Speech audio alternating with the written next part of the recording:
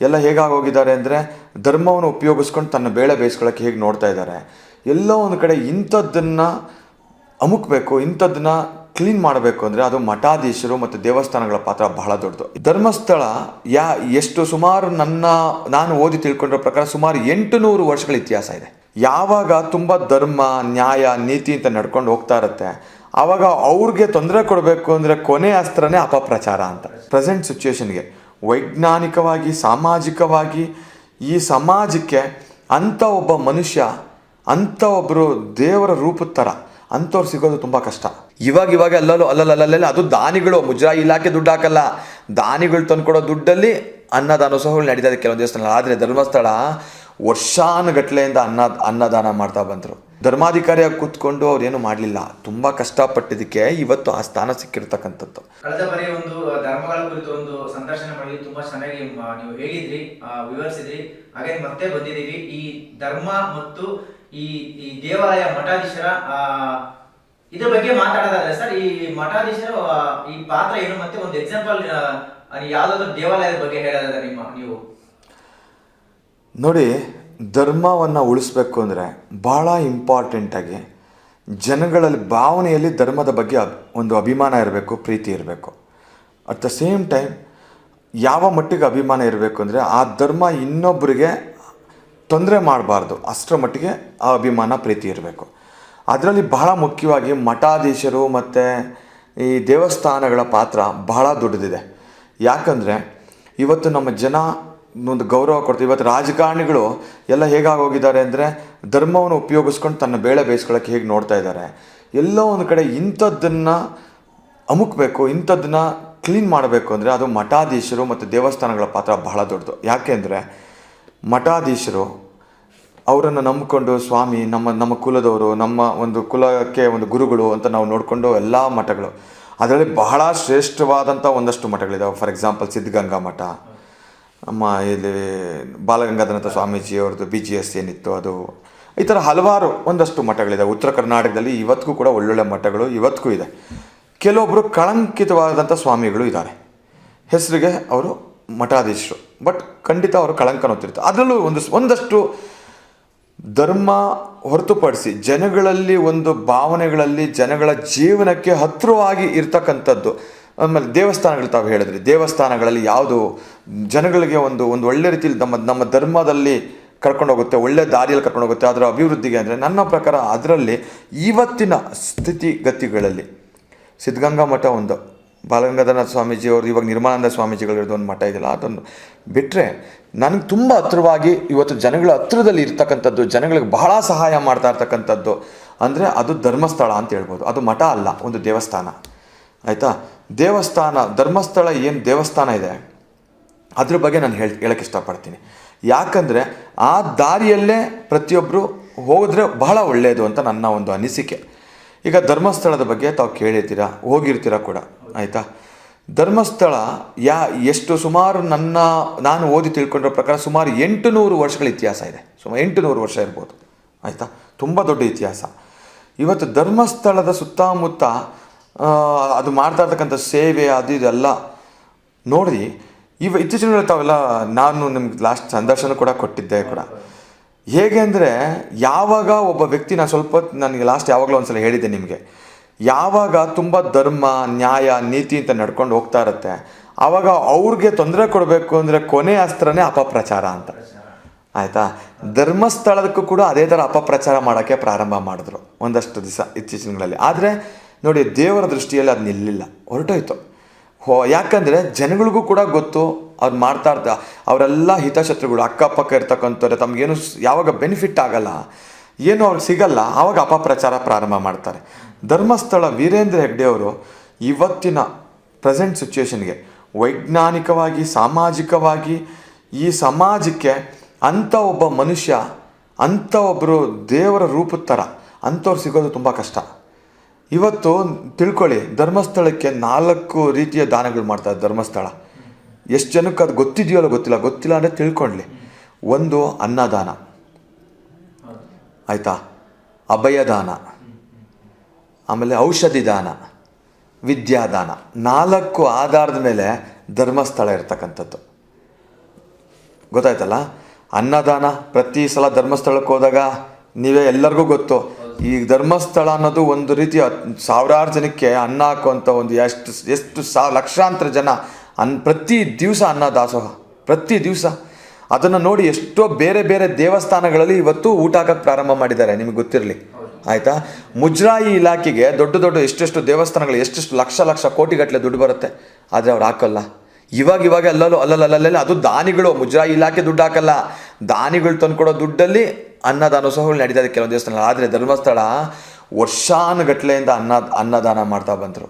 ಔಷಧಿ ದಾನ ಅಂದರೆ ಔಷಧಿ ದಾನ ನೋಡಿ ತಗೊಳ್ಳಿ, ಅವ್ರದ್ದು ಹಾಸ್ಪಿಟಲ್ಸ್ ಇದೆ, ಆಮೇಲೆ ಔಷಧಿಗಳಿಗೆ ಸಂಬಂಧಪಟ್ಟಂಗೆ ಆಯುರ್ವೇದಿಕ್ ಹಾಸ್ಪಿಟಲ್ಸ್ಗಳು, ಔಷಧಿಗಳಿಗೆ ಸಂಬಂಧಪಟ್ಟಂಗೆ ಅವೇರ್ನೆಸ್ಗಳು, ಔಷಧಿಗಳಿಗೆ ಯಾವ ರೀತಿಯಲ್ಲಿ ಈ ಸಿರಿಧಾನ್ಯಗಳು ಅಂತ ಫಾರ್ ಎಕ್ಸಾಂಪಲ್ ಅವ್ರದ್ದೊಂದು ಇದಿದೆ, ಸಿರಿಧಾನ್ಯಗಳಿಗೆ ಸಂಬಂಧಪಟ್ಟಂಗೆ ಅವೇರ್ನೆಸ್ ಇರ್ಬೋದು, ಅದರ ಮ್ಯಾನುಫ್ಯಾಕ್ಚರ್ಡು ಅದೆಲ್ಲ ಮಾಡಿ ಸಿರಿಧಾನ್ಯಗಳ ಬಗ್ಗೆ ಒಂದಷ್ಟು ಜನಗಳಲ್ಲಿ ಅದು ಎಷ್ಟು ಉಪಯೋಗಕಾರಿ ಅನ್ನೋದ್ರ ಬಗ್ಗೆ ಅದು ಒಂದು ಲೆಕ್ಕಕ್ಕೆ ಅದು ಕೂಡ ಔಷಧಿಗೆ ಬರಬೇಕು. ಆ ಥರ ಔಷಧಿ ದಾನ ಅಂತ ಅವ್ರದ್ದು ಆ ಔಷಧಿಗಳಿಗೆ ಸಂಬಂಧಪಟ್ಟಂಗೆ ಗಿಡಮೂಲಿಕೆಗಳಿಗೆ ಸಂಬಂಧಪಟ್ಟಂಗೆ ಅವ್ರದ್ದೇ ಆದ ಅವೇರ್ನೆಸ್ಸು ಅದನ್ನು ಕೂಡ ದಾನ ಮಾಡ್ತಾರೆ, ಸಹಾಯ ಮಾಡ್ತಾರೆ. ಅದೆಲ್ಲ ಒಂದು ಕಡೆ. ವಿದ್ಯಾದಾನ ಎಷ್ಟು ಕಾಲೇಜ್, ಸುಮಾರು ನನ್ನ ನೆನಪಿದ್ದಂಗೆ ಒಂದು ಸುಮಾರು 60 ಇನ್ಸ್ಟಿಟ್ಯೂಷನ್ಸ್ ಇರ್ಬೋದು ಅವ್ರದ್ದು, ಸುಮಾರು ಒಂದು 60 ಇರ್ಬೋದು ನನ್ನ ಗೊತ್ತಿದ್ದಂಗೆ, ಇನ್ನೂ ಜಾಸ್ತಿ ಆಗಿದೆಯೇನೋ ನನಗೆ ಗೊತ್ತಿಲ್ಲ. ಎಲ್ಲ ರೀತಿಯ ವಿದ್ಯಾಸಂಸ್ಥೆಗಳಿದೆ, law college, degree, PUC, school, English medium, Kannada medium, law, ಇದು ಮೆಡಿಕಲ್ಲು, ಇಂಜಿನಿಯರಿಂಗು ಎಲ್ಲ ಇದೆ. ಎಷ್ಟು ಜನಕ್ಕೆ ಗೊತ್ತಿದ್ದು? ಓಕೆ. ಪ್ರೈವೇಟ್ ಕಾಲೇಜ್ಗಳಲ್ಲಿ ಇವತ್ತೆಲ್ಲ ಬರೀ ದುಡ್ಡು, ಬರೀ ಹಣ, ಈ ಡೊನೇಷನ್ಸು ಅಷ್ಟು. ಇವಾಗ ಒಂದು ವಿದ್ಯಾಸಂಸ್ಥೆ ನಡೆಸೋದಕ್ಕೆ ಎಷ್ಟರ ಮಟ್ಟಿಗೆ ಒಂದು ದುಡ್ಡನ್ನು ತೊಗೊಳ್ಬೇಕು ಅಷ್ಟು ದುಡ್ಡನ್ನು ತೊಗೊಳ್ತಾರೆ. ಒಂದು ಆವ್ರೇಜಲ್ಲಿ ನಡೀತಾ ಇದೆ. ತುಂಬ ಅತಿಯಾಗೂ ಕೂಡ ಇಲ್ಲ, ತುಂಬ ಲೋ ಅಂತೂ ಇಲ್ಲ. ಬಟ್ ಒಂದು ಸರ್ವಿಸ್ ನಡಿಬೇಕಲ್ಲ, ಒಂದು ಸಂಸ್ಥೆ ನಡೆಸಬೇಕು ಅಂದರೆ ಸುಮ್ಮನೆ ನಡೆಸೋಕ್ಕೂ ಆಗಲ್ಲ. ಓಕೆ. ಸೊ ಒಂದು ಅದು ವಿದ್ಯಾದಾನ. ಇನ್ನೊಂದು ನಾನು ಹೇಳಿದೆ ಅಭಯದಾನ. ದೇವಸ್ಥಾನ, ಎಷ್ಟು ದೇವಸ್ಥಾನಗಳು, ಒಂದು ನ್ಯಾಯ ತೀರ್ಮಾನಗಳು, ದಣಿಯವ್ರ ಹತ್ರ ಅಂದರೆ ಹೆಗ್ಡೆಯವ್ರ ಹತ್ರ ಹೋದರೆ ಎಷ್ಟೋ ನ್ಯಾಯ ತೀರ್ಮಾನಗಳು, ಅಭಯದಾನ ಅಂತ. ಆಮೇಲೆ ಜೊತೆಗೆ ದೇವರಿದ್ದಾನೆ, ದೇವರಿದ್ದಾನೆ ಅನ್ನೋದು ಇವತ್ತಿಗೂ ಜನಗಳಲ್ಲಿ ಒಂದು ರೀತಿಯಲ್ಲಿ. ಅದಕ್ಕೆ ಬೇರೆ ಬೇರೆ ಥರನೂ ವಿಶ್ಲೇಷಣೆಗಳು ಕೊಡ್ಬೋದು ನಾವು ಅಭಯದಾನಕ್ಕೆ. ಈ 4 ರೀತಿಯಲ್ಲಿ ದಾನಗಳನ್ನ ಇಟ್ಕೊಂಡು ಪ್ರಾರಂಭ ಆಗಿದ್ದು ಧರ್ಮಸ್ಥಳ, ಆಯಿತಾ. ಹೇಗೆ ಸಿದ್ಧಗಂಗಾ ಮಠ ವಿದ್ಯೆ ಆಧಾರದ ಮೇಲೆ ಸಿದ್ಧಗಂಗಾ ಮಠನ ಶಿವಕುಮಾರ ಸ್ವಾಮೀಜಿಗಳು ಭಾಳ ಭಿಕ್ಷೆ ಬೇಡಿ ಮಠ ಕಟ್ಟಿದ್ರಂತೆ. ಆ ಮಟ್ಟಕ್ಕೆ ಇವತ್ತು ಅಲ್ಲಿ ಹಚ್ಚಿದ ಒಲೆ ಇವತ್ತಿಗೂ ಹಾರಿಲ್ಲ ಅಂತ ಹೇಗೆ ಹೇಳ್ತಾರೆ, ಹಾಗೆ ಧರ್ಮಸ್ಥಳದಲ್ಲಿ ಊಟ ಆಗದಿಲ್ಲ ದಿನ ಇಲ್ಲ. ಇಷ್ಟೆಲ್ಲ ಒಂದು ಕಡೆ. ನಿಮಗೆ ಒಂದು ಗೊತ್ತಿರಲಿ, ನಿಮಗೆ ವೀರೇಂದ್ರ ಹೆಗ್ಗಡೆಯವ್ರ ಬಗ್ಗೆ ಇವತ್ತು ಎಷ್ಟೋ ಜನ ಮಾತಾಡ್ತಾರಲ್ಲ, ಆ ಮನುಷ್ಯ ನಡೆದಂಥ ದಾರಿಯಲ್ಲಿ ನಾವು ನಡೆಯೋಕ್ಕಾಗಲ್ಲ. ಅಯ್ಯಪ್ಪ ದೇವರ ರೂಪರಿ. ಒಂದು ಕುಟುಂಬ ಹೇಗಿರಬೇಕು, ಅವ್ರ ಅಣ್ಣ ತಮ್ಮದಿರು ಎಲ್ಲ ಅವ್ರ ಬ್ರದರ್ಸ್ ಎಲ್ಲ, ಅವ್ರ ಫ್ಯಾಮಿಲಿಗಳು ಇವತ್ತು ಕೂಡ ಯುನೈಟ್ ಆಗಿದೆ, ಒಗ್ಗಟ್ಟಿನಿಂದ ಇದೆ. ಯಾಕೆ? ಅದು ಕೂಡ ಈ ಸಮಾಜಕ್ಕೆ ಒಂದು ಮಾದರಿ. ಅದು ಕೂಡ ಅವು ತಮ್ಮಂದಿರು, ತಮ್ಮನ ಮಕ್ಕಳು, ಎಷ್ಟು ಆ ಕುಟುಂಬನ ಒಂದು ಮಾದರಿ. ಅದು ಬಿಡಿ, ಅವರ ಜೀವನ ಶೈಲಿ ಒಂದು ಮಾದರಿ. ಅವರ ಮಡದಿ ಹೇಮಾವತಿಯವರಲ್ಲ, ಅದು ಒಂದು ಇದು ಏನಂತಾರೆ ಮಾದರಿ. ಹೇಗಿರಬೇಕು, ನಾವು ಹೇಗೆಲ್ಲ ಸಮಾಜಕ್ಕೆ ರೋಲ್ ಮಾಡೆಲ್ ಆಗಿರಬೇಕು ಅನ್ನೋದು. ಆಮೇಲೆ ಸುಮ್ಮನೆ ಈಸಿಯಾಗಿ ವೀರೇಂದ್ರ ಹೆಗ್ಗಡೆ ಅವರು ಧರ್ಮಸ್ಥಳನ ಅಭಿವೃದ್ಧಿಪಡಿಸಿಲ್ಲ.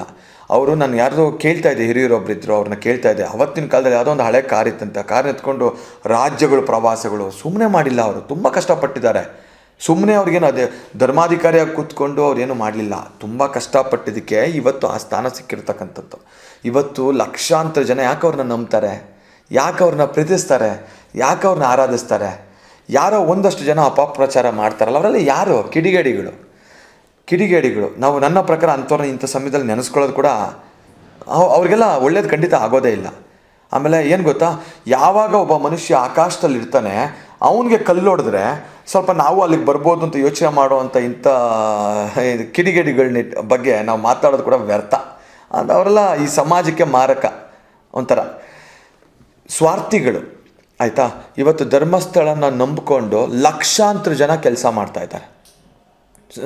ಸಾವಿರಾರು ಜನ, ಎಷ್ಟು ಜನ ಅವ್ರ ಕುಟುಂಬಗಳು ಕೆಲಸ ಮಾಡ್ತಾಯಿದ್ದಲ್ಲ, ಲಕ್ಷಾಂತರ ಜನ ಅವ್ರ ಜೀವನ ಮಾಡ್ತಾಯಿದ್ದಾರೆ. ಅದನ್ನೆಲ್ಲ ಕಣ್ಣಿಗೆ ಕಾಣಲ್ವಾ? ತುಂಬ ಜನ, ಎಷ್ಟೋ ಜನಕ್ಕೆ ಗೊತ್ತೇ ಇಲ್ಲ ಏನೆಲ್ಲ ಮಾಡ್ತಾಯಿದ್ದಾರೆ ಅನ್ನೋದು ಗೊತ್ತೇ ಇಲ್ವಲ್ಲ. ಕರೆಕ್ಟ್ ಅಲ್ಲ? ನಾವು ಇದನ್ನೆಲ್ಲ ಯೋಚನೆ ಮಾಡಿ ನೋಡಿದಾಗ ಧರ್ಮಸ್ಥಳ ಹೋಗ್ತಾ ಇರ್ತಕ್ಕಂಥ ಒಂದು ರೀತಿ ನೀತಿಗಳೇನಿದೆ ಅದರಲ್ಲಿ ಹೋದರೆ ಎಷ್ಟೋ ನಮ್ಮ ಧರ್ಮಗಳು ಉಳಿಯುತ್ತೆ. ನಿಮ್ಗೆ ಇನ್ನೊಂದು ಗೊತ್ತಿರಲಿ, ಇದನ್ನು ಯಾವುದೋ ಕೆರೆಗಳು ಎಷ್ಟೋ ಊರುಗಳಲ್ಲಿ ಕೆರೆಗಳ ಜೀರ್ಣೋದ್ಧಾರ, ಕೆರೆಗಳ ಹೂಳು ತಪ್ಪಿಸುವಂಥ ಕೆಲಸ ಧರ್ಮಸ್ಥಳದವ್ರು ಮಾಡ್ತಾರೆ. ಆಮೇಲೆ ಕುಡಿಯುವ ನೀರಿನ ಘಟಕ ಅಂತ, ಒಂದು ಶುದ್ಧ ನೀರಿನ ಕುಡಿಯುವ ಘಟಕ ಅಂತ, ಅದನ್ನು ಧರ್ಮಸ್ಥಳದವ್ರು ಮಾಡ್ತಾರೆ. ಅವ್ರಿಗೇನು ರೀ, ಧರ್ಮಸ್ಥಳದವ್ರು ಸುಮ್ಮನೆ ದೇವಸ್ಥಾನ ಮಾಡ್ಕೊಂಡು ಊಟ ಹಾಕೊಂಡು ಇರ್ಬೋದಿತ್ತಲ್ಲ. ಯಾಕೆ ವೀರೇಂದ್ರ ಹೆಗ್ಗಡೆ ಅವರು ಯಾಕೆ ಇದನ್ನು ಮಾಡಬೇಕಿತ್ತು? ಯಾಕಂದರೆ ನಮ್ಮ ಜನಕ್ಕೆ ಒಳ್ಳೆಯದಾಗಬೇಕು. ಶುದ್ಧ ನೀರಿನ ಕುಡಿಯುವ ಘಟಕ ಅದೇನೋ ಮಾಡಿ ಹಳ್ಳಿಗಳಲ್ಲಿ ಒಳ್ಳೆ ನೀರು ಸಿಗಬೇಕು ಅನ್ನೋದಕ್ಕೋಸ್ಕರ ಮಾಡಿದ್ರು. ಅದು ಬಿಡಿ, ಜೊತೆಗೆ ಧರ್ಮಸ್ಥಳದಲ್ಲಿ ಪ್ರತಿ ವರ್ಷ ಸಾಮೂಹಿಕ ವಿವಾಹ ಮಾಡ್ತಾರೆ, ನೋಡಿದ್ರಲ್ಲ. ಅವಾಗ ಅವ್ರಿಗೆ ಸೀರೆ, ಮಾಂಗಲ್ಯ ಎಲ್ಲ ಕೊಟ್ಟು ಸಾಮೂಹಿಕ ವಿವಾಹದಲ್ಲಿ ಸಾವಿರಾರು ಕುಟುಂಬಗಳು, ಬಡವರಿಗೆ ದೊಡ್ಡದಾಗಿ ಮದುವೆ ಮಾಡೋಕ್ಕಾಗಲ್ಲ ಅಂಥ ಕುಟುಂಬಗಳೆಲ್ಲ ಇವತ್ತು ಸಾಮೂಹಿಕ ವಿವಾಹದಲ್ಲಿ ಅವ್ರಿಗೆ ಮದುವೆ ಮಾಡಿಸ್ತಾರೆ. ಆಯಿತಾ? ಇಲ್ಲಿಂದ ಎಷ್ಟೋ ಜನ ಬಡವರು ಚೌಟ್ರಿಗಳಲ್ಲಿ ಮದುವೆ ಮಾಡೋಕ್ಕಾಗಲ್ಲ. ಇವತ್ತಿನ ಸಮಾಜದಲ್ಲಿ ಅಷ್ಟು ಕಾಸ್ಟ್ಲಿಯಸ್ಟ್ ಲೈಫು, ಎಲ್ಲ ಹೋಗಿ ಧರ್ಮಸ್ಥಳದಲ್ಲಿ ಮಾಡ್ಕೊಂಬರ್ತಾರೆ. ಯಾಕೆ? ಅದಕ್ಕೆ ದಾರಿ ಮಾಡಿಕೊಟ್ಟವ್ರು ಏನು? ಹೆಗ್ಡೆಯವರು, ಅವರ ಕುಟುಂಬದವರು. ಅದಕ್ಕೆ ನಾವು ಯಾವತ್ತಿಗೂ ನಾವು ಗೌರವಿಸ್ಬೇಕು. ಆಯಿತಾ? ಕೊನೆಗೆ ಬರೀ ಅವರು ಜೈನ ಧರ್ಮಕ್ಕೆ ಸಂಬಂಧಪಟ್ಟವರು ಅನ್ನೋದಕ್ಕೆ ಸಂಬಂಧಪಟ್ಟಂಗೆ ಅವರು ಜೈನರು ಅಂತ ಹೇಳ್ತಾರೆ. ಅದೆಲ್ಲ ಓಕೆ, ಅವರು ಬರೀ ಜೈನರ ದೇವಸ್ಥಾನಗಳನ್ನ ಜೀರ್ಣೋದ್ಧಾರ ಮಾಡಿದ್ದಾರೆ. ಕಡಿಮೆ ಅಂದರೆ ನಾನು ಲಾಸ್ಟ್ ಟೈಮ್ ಆವಾಗಲೂ ಒಂದು ಬುಕ್ ಓದಿದ್ದೆ, 700-800 ದೇವಸ್ಥಾನಗಳ ಮೇಲೆ, ಇನ್ನೂ ಜಾಸ್ತಿ ಆಗಿರ್ಬೋದು. ಎಷ್ಟೋ ದೇವಸ್ಥಾನ ದಕ್ಷಿಣ ಕರ್ನಾಟಕದಿಂದ ಇಲ್ಲಿ ನಮ್ಮ ಉತ್ತರ ಕರ್ನಾಟಕದವರೆಗೂ ನೂರಾರು ದೇವಸ್ಥಾನಗಳ ಜೀರ್ಣೋದ್ಧಾರ ಮಾಡಿದ್ದಾರೆ. ಪಾಳು ಬಿದ್ದುಬಿಟ್ಟಿರುತ್ತೆ ದೇವಸ್ಥಾನ. ಆ ದೇವಸ್ಥಾನಗಳನ್ನ ಜೀರ್ಣೋದ್ಧಾರ ಮಾಡಿ ಇವತ್ತು ಆ ಗ್ರಾಮಗಳಲ್ಲಿ ನಮ್ಮ ಧರ್ಮವನ್ನು ಉಳಿಸಿ, ಹಿಂದೂ ಧರ್ಮ ಅಂತ ಹೇಳ್ತಾರೆ, ಅದಕ್ಕೆ ಹೇಳ್ತಾರೆ, ಇದನ್ನು ಉಳಿಸಿ ಜನಗಳಿಗೆ ದೇವರ ಬಗ್ಗೆ ಭಕ್ತಿ ಗೌರವ ಒಂದು ಬರೋ ಹಾಗೆ ಮಾಡಿ, ಆ ದೇವಸ್ಥಾನಗಳನ್ನ ಜೀರ್ಣೋದ್ಧಾರ ಮಾಡಿ ಅದಕ್ಕೆ ಹಣ ಕೊಟ್ಟು ಸಹಾಯ ಮಾಡಿ ಪ್ರತಿಯೊಂದನ್ನು ಮಾಡಿದ್ದಾರೆ. ನಾವಿದನ್ನು ಇದನ್ನು 10 ಜನಕ್ಕೆ ಯಾರಿಗೂ ಗೊತ್ತೇ ಆಗಿಲ್ಲ. ಅವರೆಲ್ಲೂ ಕೂಡ ಅದನ್ನು ಪ್ರಚಾರನೇ ಮಾಡ್ಕೊಂಡಿಲ್ಲ. ಎಷ್ಟೋ ಜನ ಅವರು ಹೆಗ್ಡೆಯವರು ಮಾಡಲೇ ಇಲ್ಲ. ಅದರ ಅನುಭವ, ಅದನ್ನು ಏನು ಬೆನಿಫಿಟ್ ತೊಗೊಂಡವ್ರಿಗೆ ಇದು ಗೊತ್ತಿರುತ್ತೆ. ಆಮೇಲೆ ಭಾಳ ಇಂಪಾರ್ಟೆಂಟ್ ಇನ್ನೊಂದಿದೆ, ಮ್ಯೂಸಿಯಂ ಹಳೆಯದು ವಸ್ತುಗಳು, ಸಂಗ್ರಹಾಲಯಗಳನ್ನೆಲ್ಲ ಮಾಡಿಕೊಂಡು ಹಳೆ ವಸ್ತುಗಳನ್ನೆಲ್ಲ ನಮ್ಮ ನೆಕ್ಸ್ಟ್ ಜನ್ರೇಷನ್ಗೆ ಗೊತ್ತಾಗಂಗೆ ಮಾಡೋದು, ಇವೆಲ್ಲ ಒಳ್ಳೆ ಕೆಲಸ. ಆಮೇಲೆ ಗ್ರಂಥಾಲಯಗಳು ಬಿಡಿ. ಇನ್ನು ಮತ್ತು ಕಾರ್ಗಳು ಸುಮಾರು, ನನಗೆ ಯಾರೋ ರೀಸೆಂಟಾಗಿ ಹೇಳ್ತಾಯಿದ್ರು, ಸುಮಾರು ಆಲ್ಮೋಸ್ಟ್ ಒಂದು ಎಷ್ಟೋ 600-700 ಕಾರೋ 800 ಕಾರೋ ಅದೆಷ್ಟೋ, ನಾನು ಸಮಥಿಂಗ್ ಐ ಥಿಂಕ್ 400 ಕಾರ್ ಇರ್ಬೋದು, ಹಳೇ ಕಾರ್ಗಳು. ಅದನ್ನೆಲ್ಲ ತಂದು ಇವಾಗ ಧರ್ಮಸ್ಥಳದಲ್ಲೂ ಇದೆ ಅದು. ಜೊತೆಗೆ ನಿಮ್ಗೆ ಗೊತ್ತಿರಲಿ, ಮೈಸೂರು ರೋಡಲ್ಲಿ ಒಂದು ಆಗಿದೆ, ನಾನು ಹೋಗೋಕ್ಕಾಗಿಲ್ಲ, ಹೋಗಬೇಕು. ಎಷ್ಟೋ ನೂರಾರು ಕಾರ್ಗಳನ್ನ ತಂದು, ಹಳೇ ಕಾರುಗಳು, ರಾಜ ಮಹಾರಾಜ ಕಾಲದಿಂದ ಬೇರೆ ದೇಶದ ಕಾರುಗಳು ತರಿಸಿ, ನಮ್ಮಲ್ಲಿ ಕೂಡ ಎಂತೆಂಥ ಕಾರ್ಗಳಿತ್ತು, ನಮ್ಮ ಹಳಬ್ರು ಯಾವ ರೀತಿಯೆಲ್ಲ ಉಪಯೋಗಿಸ್ಕೊಳ್ತಿದ್ದು ಅನ್ನೋದ್ರ ಬಗ್ಗೆ ಒಂದು ಕಾರ್ಗಳ ಸಂಗ್ರಹಾಲಯ ಮಾಡಿದೆ. ಎಷ್ಟು ಗ್ರೇಟ್ ಅಲ್ಲ ಅದು. ಅದಕ್ಕೆಲ್ಲ ಎಷ್ಟು ಕಷ್ಟಪಡಬೇಕು. ಈಗ ದೇಶ ಸುತ್ತಿ ನೋಡು, ಕೋಶ ಓದಿ ನೋಡು ಅಂತಾರೆ. ದೇಶ ಸುತ್ತೋದು ಯಾಕೆ? ಹೊರಗಡೆ ಪ್ರದೇಶಗಳೆಲ್ಲ ಹೀಗೆಲ್ಲ ಅವರ ಜೀವನ ಶೈಲಿ ಇತ್ತು, ಅದನ್ನೆಲ್ಲ ಒಂದು ಕಡೆ ತೋರಿಸುವಂಥ ಮಾಡಿ, ನಮ್ಮಲ್ಲಿ ಟೆಕ್ನಾಲಜಿ ವೈಸ್ ನಾವೆಲ್ಲ ಇನ್ನೂ ನಾಲೆಡ್ಜನ್ನು ಜಾಸ್ತಿ ಬೆಳೆಸ್ಕೊಳ್ಳೋದಕ್ಕೆ ದಾರಿ ಮಾಡಿಕೊಟ್ಟಿರೋಂಥವ್ರು ವೀರೇಂದ್ರ ಹೆಗ್ಡೆಯವರು. ನಾವು ಅದ್ರ ಬಗ್ಗೆ ನಮ್ಮ ಒಂದಷ್ಟು ಜನಕ್ಕೆ ನಮ್ಗೆ ಯಾರಿಗೂ ಗೊತ್ತೇ ಇಲ್ಲ. ಜೊತೆಗೆ ನಾನು ಹೇಳಿದೆ, ಸಿರಿಧಾನ್ಯಗಳ ಘಟಕಗಳಿದೆ. ಅದರಿಂದ ಎಷ್ಟು ಜನ ಕೆಲಸ ಪಡ್ಕೊಂಡಿದ್ದಾರೆ, ಅದಕ್ಕೆ ಎಷ್ಟೋ ಅವಾರ್ಡ್ಗಳೆಲ್ಲ ಬಂದಿದೆ. ಆಮೇಲೆ ಇದಿದೆ ಏನು, ಹಬ್ಬ ಹರಿದಿನಗಳು ಇವಾಗ ಎಲ್ಲ ಮುಚ್ಚೋಗ್ತಾ ಇದೆ. ಜನಗಳು ನಾವು ಹಬ್ಬಗಳನ್ನ ಮಾಡೋದೇ ಬಿಟ್ಬಿಡ್ತಾ ಇದ್ದೀವಿ. ನಮ್ಮ ಪ್ರಕಾರ ಒಂದು ಏನೋ ಯುಗಾದಿ ಹಬ್ಬ ಬಂದರೆ ಎಣ್ಣೆ ಹಚ್ಕೊಂಡ್ಬಿಟ್ಟು ನಾವು ಎಳ್ಳು ಬೆಲ್ಲ, ಏನಂತಾರೆ, ಬೇವು ಬೆಲ್ಲ ತಿಂದುಬಿಟ್ರೇ ಹಬ್ಬ ಅಂತ ಅಂದ್ಕೊಂಡಿದ್ದೀವಿ. ಆದರೆ ಹಬ್ಬ ಹರಿದಿನಗಳನ್ನ ಆಚರಣೆ ಮಾಡೋದು ಯಾಕೆ, ಅದರ ಮಹತ್ವ ಏನು ಅನ್ನೋದ್ರ ಬಗ್ಗೆ ವೀರೇಂದ್ರ ಹೆಗ್ಡೆ ಅವರು ಅದರ ಒಂದು ಅವೇರ್ನೆಸ್ ಕಾರ್ಯಕ್ರಮಗಳು ಮಾಡ್ತಿರ್ತಾರೆ. ಆಮೇಲೆ ಇನ್ನೊಂದೇನು ಗೊತ್ತಾ, ಈ ಒಂದು ಅದೇನೋ ಒಂದು ಗ್ರಾಮಾಭಿವೃದ್ಧಿ ಸಂಘಗಳೇನು ಅವ್ರದ್ದು ಇದೆಯಲ್ಲ, ಅದ್ರ ಮುಖಾಂತರ ಈ ಸತ್ಯನಾರಾಯಣ ಸ್ವಾಮಿ ಪೂಜೆ, ಮಹಾಲಕ್ಷ್ಮಿ ಪೂಜೆ, ಆ ಪೂಜೆ ಈ ಪೂಜೆ ಅಂತ ಹಲವಾರು ಪೂಜೆಗಳನ್ನ ಮಾಡಿಸಿ ಜನಗಳಲ್ಲಿ ಒಂದು ಧರ್ಮದ ಬಗ್ಗೆ ಒಂದು ಮಹತ್ವಗಳನ್ನ ತಿಳಿಸ್ಕೊಡುವಂಥದ್ದು, ಒಗ್ಗಟ್ಟನ್ನು ಮಾಡುವಂಥದ್ದು, ಅವರಲ್ಲಿ ನಮ್ಮಲ್ಲಿ ಒಂದು ಪ್ರೀತಿ ವಿಶ್ವಾಸದಲ್ಲಿ ಚೆನ್ನಾಗಿರಬೇಕು ಅನ್ನೋದ್ರ ಬಗ್ಗೆ ಅವೇರ್ನೆಸ್ ಮೂಡಿಸುವಂಥದ್ದು ಅಲ್ಲಲ್ಲಿ ಕಾರ್ಯಕ್ರಮಗಳನ್ನ ಮಾಡ್ತಾರೆ.